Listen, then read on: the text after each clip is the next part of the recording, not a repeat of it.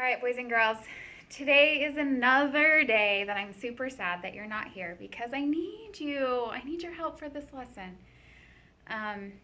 We're going to start off with a little bit of an object lesson, and I have just a good old orange string here.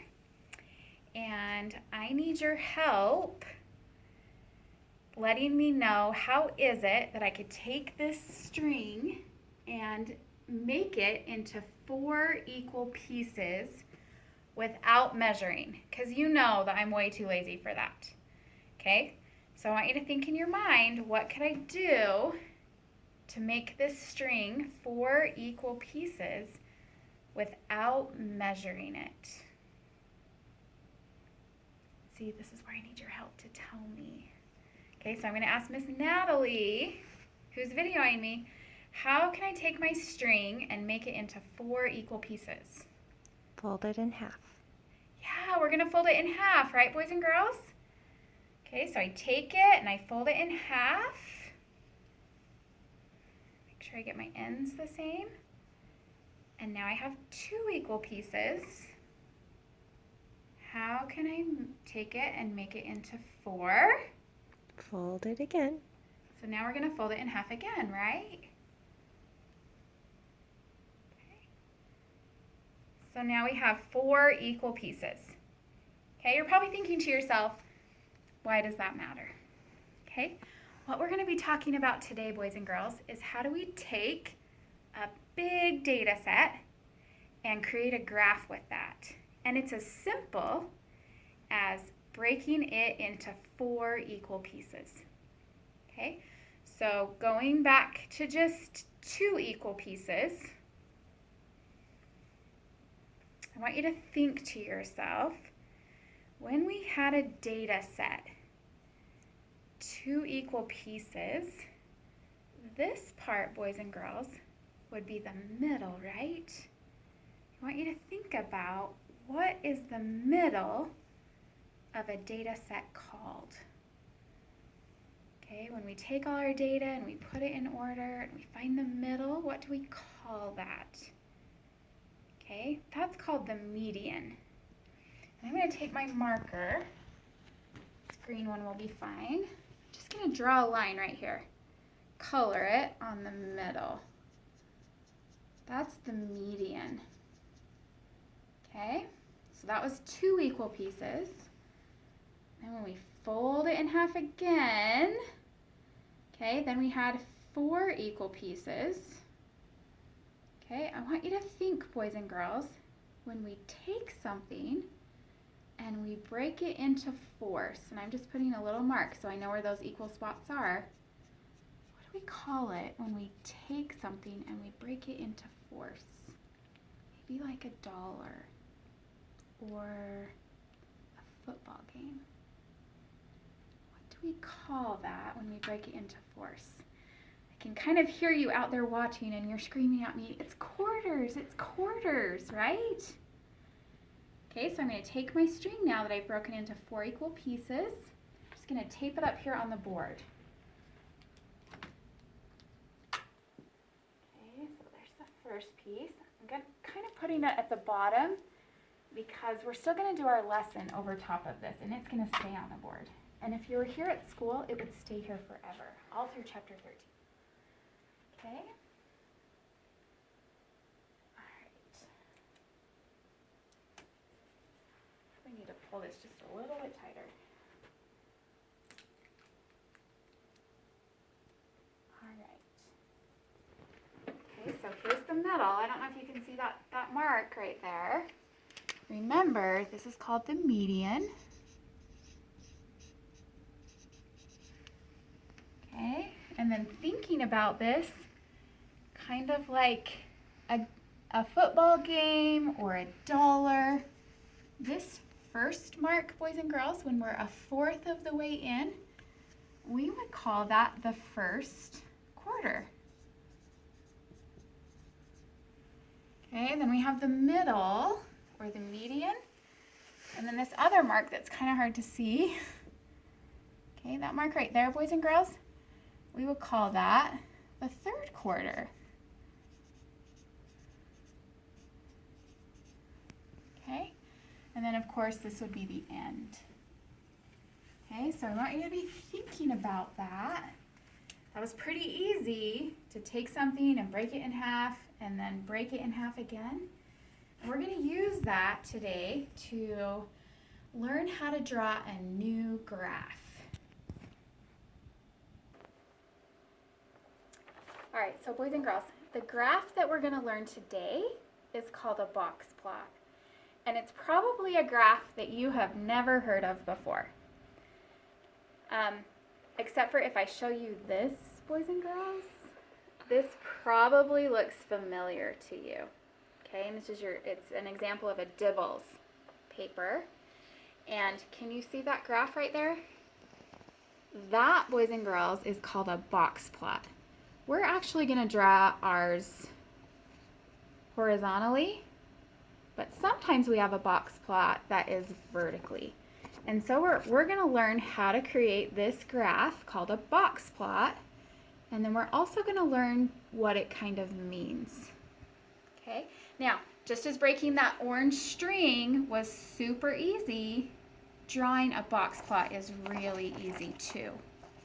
Okay, so grab your book and we're going to look at the examples on lesson 13.2. We're going to start with jeans. Okay, it says, in 1885, a pair of jeans costs $1.50. Boys and girls, you can barely buy a soda for $1.50 now. Okay, today the cost of jeans varies greatly. The chart lists the price of jeans at several different stores. What are the median, lower quartile, and upper quartile of the data? Now, I want to talk about these vocabulary words. Okay, lower quartile and upper quartile. Okay, you probably recognize the first part of that word where it says quart. Okay, quartile is another word for quarter. It means when you break something into fourths. Now, our book, when we're talking about box plots, uses the word quartile, but it also uses the words quarter. They mean the same thing. Okay, so I want to go back to our string that we did earlier in the video. Okay, remember we said that this was the first quarter, and then we had the median, and then we had the third quarter.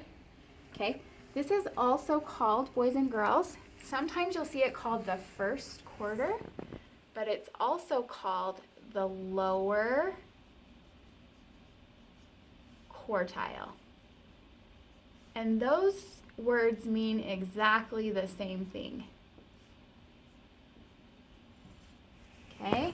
Sometimes you'll see this referred to as the third quarter or the third quartile. Okay? Or sometimes you'll see it referred to as the upper quartile. And I think that makes pretty good sense. Okay, when you think of it as the lower quartile, then the middle or the median, and then the upper quartile. Okay, and later on in the chapter, you're going to see this first quartile and third quartile. Okay, all right, so it says, what are the median, the lower quartile, and the upper quartile? Now, I want you to think about what this lower quartile actually is. So when we were doing this with our orange string, we broke it in half to start with. That's the median, right? Okay, that's the median. The way we found this, boys and girls, is we broke it in half again. Okay, so this, boys and girls, this lower quartile, that's the middle of the lower half. Okay, this upper quartile, boys and girls, that's the middle of the upper half of data. So let's talk about how we can find those. And we're going to be using jeans as an example. So here's the prices of jeans. $35, $28, $42, $50, $24, $75, $47, $32, and $60.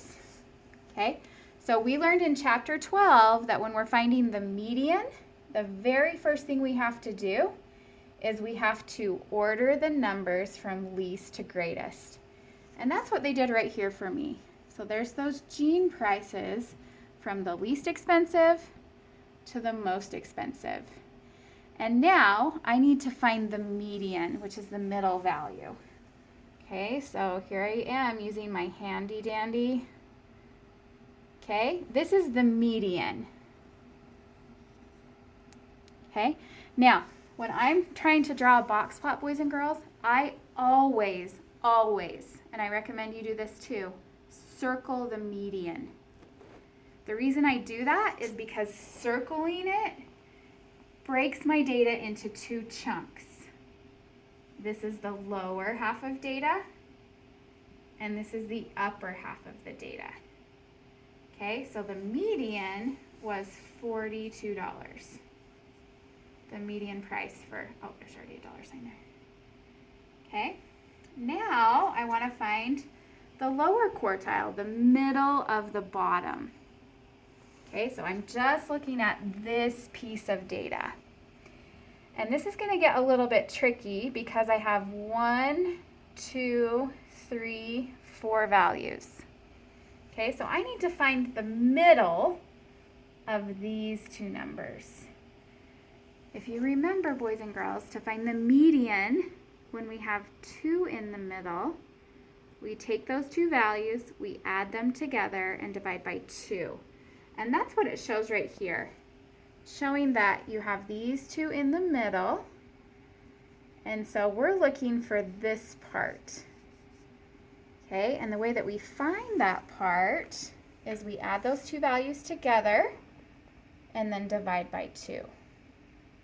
Okay, so 28 plus 32, boys and girls, that's 60. And 60 divided by 2 is 30. Okay, so we would say that the lower quartile is 30. Now, sometimes, boys and girls, you can figure out what the middle is without doing this work. Okay, just by thinking to yourself, 28, 32, what's the middle of those two numbers? Sometimes it's too hard to do in your head, but sometimes you can. Okay, if you can't, we're going to have to use this method. Okay, but sometimes you can figure that out. Okay, so the middle of these two values was 30. So we would say the lower quartile is 30. Our median was 42. And now we need to figure out what's the middle of 50 and 60. What's the upper quartile, the middle of the upper values? Okay, I want you to think to yourself, the middle of 50 and 60.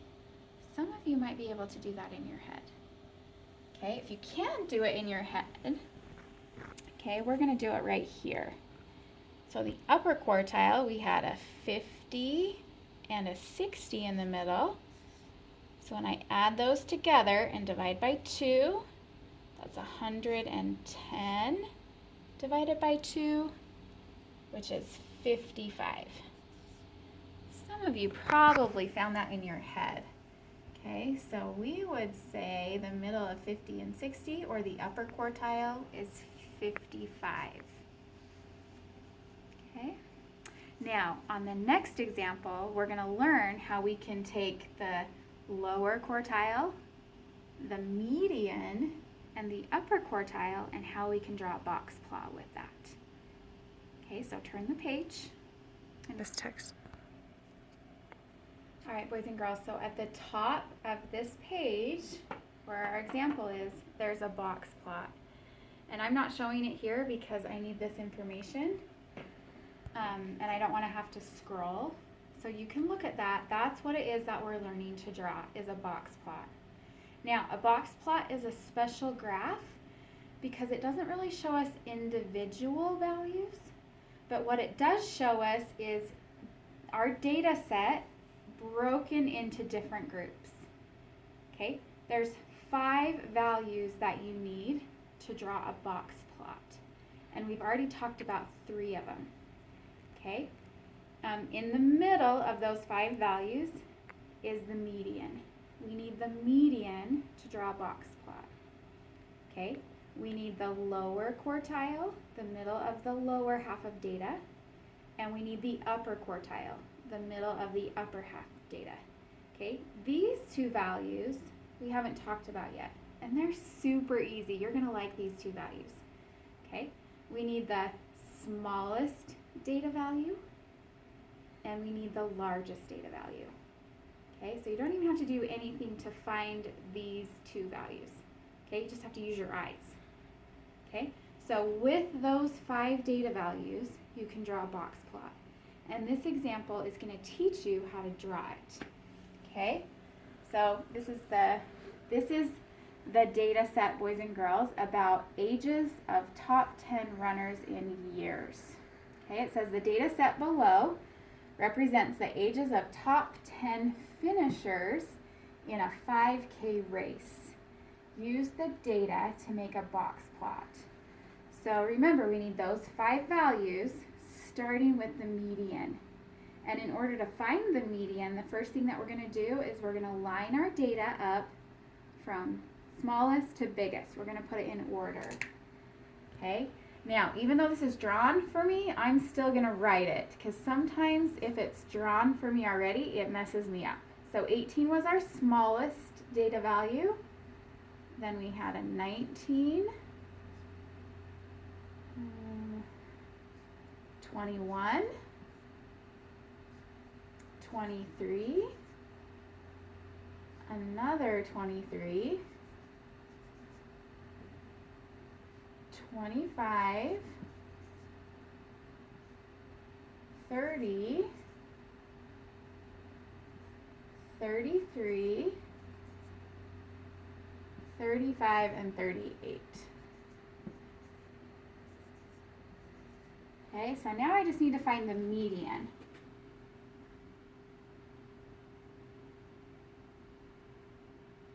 Uh-oh. There's those 2 middle values, so I have 2 numbers in the middle.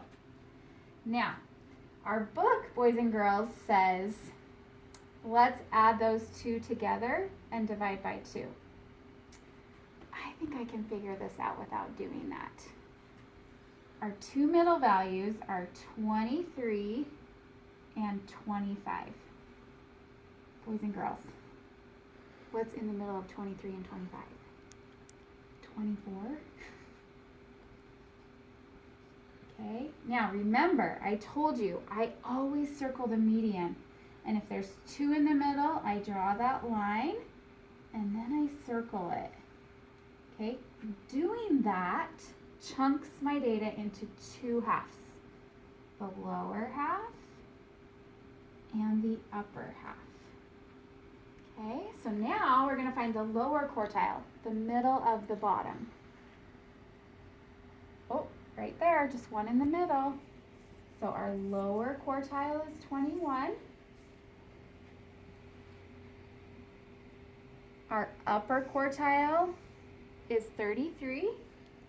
Okay, so remember we said 5 values. We found these 3, the median, the lower quartile, the upper quartile. Now we need the lowest value and the highest value.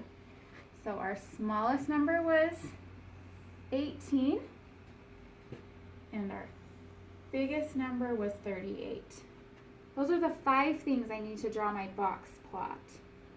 Okay, so a box plot, boys and girls, we start with drawing a number line. Okay, of course we need our number line to at least include our smallest value and our largest value. And I take those 5 data values and I'm just going to make a dot for all of those. Okay, I'm going to put a dot on 18, so 15, 16, 17, 18, so a dot here on 18. Okay, a dot on 21, which would be right there. A dot on 24, which would be right there. A dot on 33, right here. And a dot on 38. 35, 36, 37, 38, right there. Okay. These three middle dots, they become our box. Okay, so I'm just going to draw a line through each of those and connect that.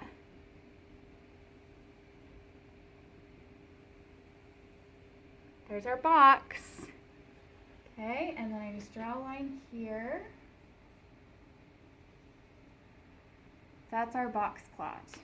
Now, a box plot sometimes is called a box and whisker plot. And that probably sounds super funny. Okay, I want you to think of like whiskers on a cat. Okay, so boys and girls, looking at that graph, why do you think that a box plot is sometimes called a box and whisker plot? Probably because these two data values look like whiskers.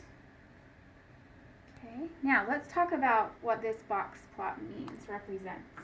Okay, so this part right here, that's 25% of our data, right? That's this part, this fourth right here. Okay, this part right here is 25% of our data. There's that fourth. Okay, this part right here represents 25% of our data. That's this fourth. And then this part right here represents the last 25%. That's this part right here. Okay. A box plot, boys and girls, is really good at showing us how scrunched together our data values are or how spread out they are. So as we look at this box plot, the fact that 50% of our data is right here, that means the first part of the runners, their ages were really close together. And then, boys and girls, they kind of started to get spread out a little bit more. Okay, so a box plot is really good at showing us how the data all fits together. Okay, it's not good at showing us an individual data value. Okay, if you look at that, boys and girls, it doesn't really point out individual data values really good. Instead, what it shows us is if things are scrunched together or they're really spread apart. Okay, we're going to talk more about why that's important as we go on through chapter 13. Okay, if you have trouble today, reach out to your teacher.